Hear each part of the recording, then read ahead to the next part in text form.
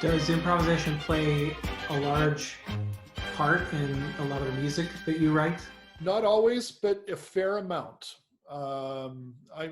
This from a guy who doesn't like to do bass solos and jazz combos, but I love doing it with guitar.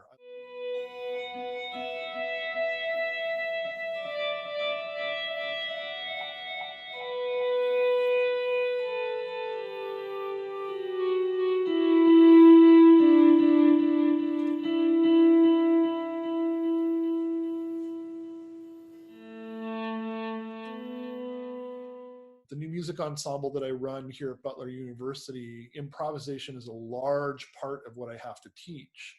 And so I'm very comfortable with that, in terms of looking at something that's, basically says, go out and you make the music for this 5 minutes. It's like, okay, I can do that. Mm-hmm. So I'm Yeah. finding that there are performers who love that, or there are performers who are completely scared to death of it.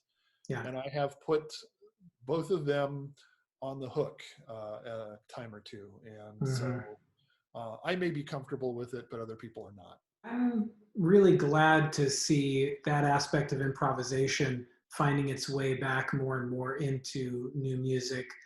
I mean, there's always been some aspect of new music making that has had some improvisation, even going back to John Cage, of course.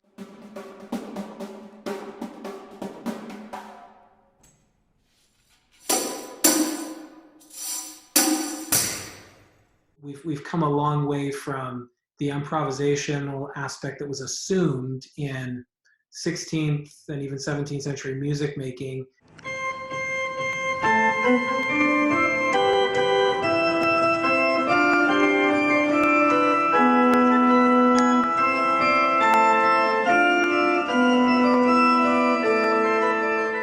And then the extreme notation that has taken place in the 20th century, where there was no real room for a performer's personality or for them to offer something particular to that performance. It just needed to be what's on the page, right?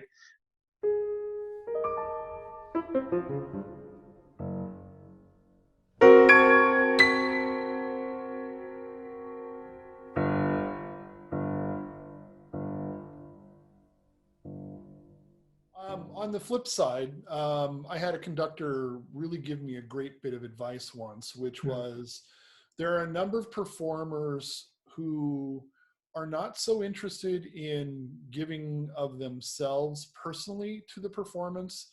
What they feel at the end of the day, if they're successful, is did I play what the composer intended?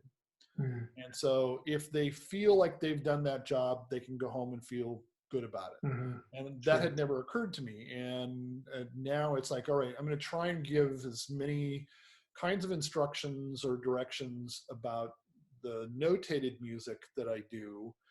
But when it comes down to improvisational sorts of things, I will give a few instructions, and then I will, say, go to town. This is now your portion of this. And again, about half of them are like, this is the greatest thing ever. And then there are another half who are just very uncomfortable with that. I wonder if this idea of trying to communicate the intention of the composer, do you feel like that's, at least to my mind, it seems like that belongs more to Western classical music. And basically outside of that, whether it's Western pop music or folk music, the composer is, he or she have provided more of a framework for the music to maybe happen, and there's less interest in preserving the original way it would have been performed. At least sometimes it seems like we have a little bit of that, and there's more room for covers, right? It's a weird sort of strange dichotomy, and I don't think it's just a Western thing. I think of some of the kinds of drumming that happens down in parts of Africa, where you have some bit where you can improvise over the top of something that's very, very strict, and this is what you play. This particular drum part is going to be click, click, click, click, like a song rhythm.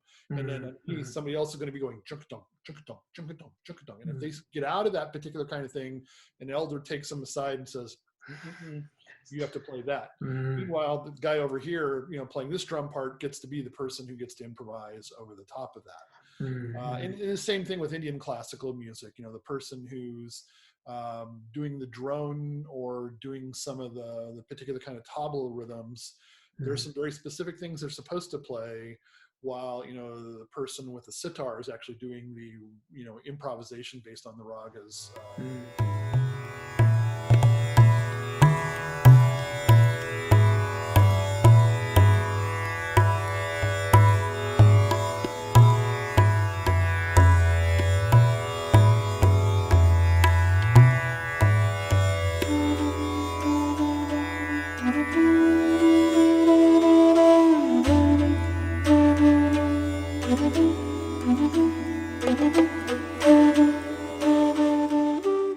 I love the notion, though, about what you had said about covers.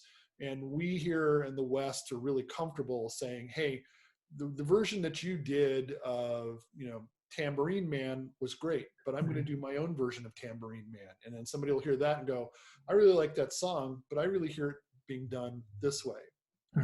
Peter Gabriel really did a neat project 3 or 4 years ago where it was called Scratch My Back.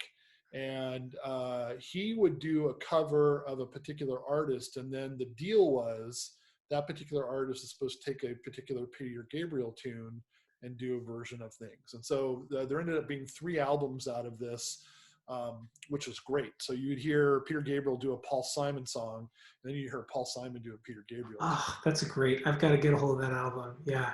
Does anything like that ever happen in classical music? Well, think of all the arrangements that people have done for easy versions of Mozart, easy versions of Beethoven, or easy versions of Joplin rags or stuff like that.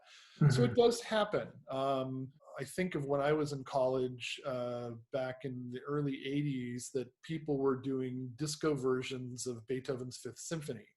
So you have Walter Murphy's A Fifth of Beethoven, right?